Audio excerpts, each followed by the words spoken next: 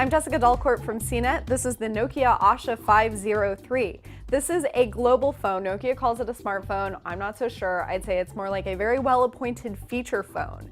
Let me draw your attention to the color here. This one is bright yellow, also comes in a lot of other bright colors like orange, blue, green, also white and black. Another thing you're gonna notice about the phone, and it's a really cool look, is that it has sort of an unusual kind of trapped in ice cube sort of aesthetic going on. If you kind of look at it from above and tilt it from the side, the color peeks out, but you can sort of see this plastic casing over it. I think that's really neat, and that frankly is the best part of the phone.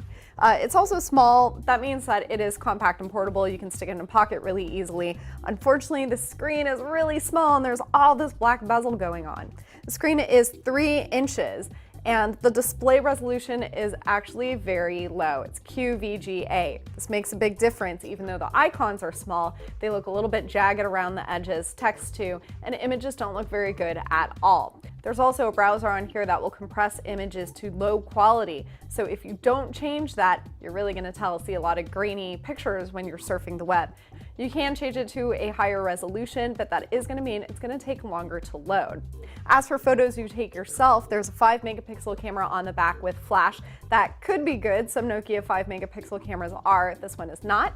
That is because it is fixed focus. So you're gonna have a really hard time determining if it's in focus on your own. You won't be able to take a lot of motion pictures or pictures of squirming kids and dogs. There is a VGA video recorder that takes some pretty poor video. I wouldn't recommend using it to share with a lot of other people. So why even consider this phone at all? Well, because it is $99. That's going to be pretty good for people who are interested in a budget device, especially one that does have things like email on here, a lot of social networking apps, a lot of different games, a voice recorder, FM radio. So there are certainly amenities here. You can also import your social networking contacts into the address book. So there are provisions for you. This phone does not support LTE, but it does support 3G.5, a little bit of a faster 3G connection.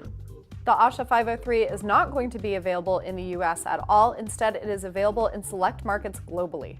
Nokia also has some other phones in the Asha line, including the 500 and the 502. The 503 that I've got here is the priciest of the bunch, but it is also the best appointed.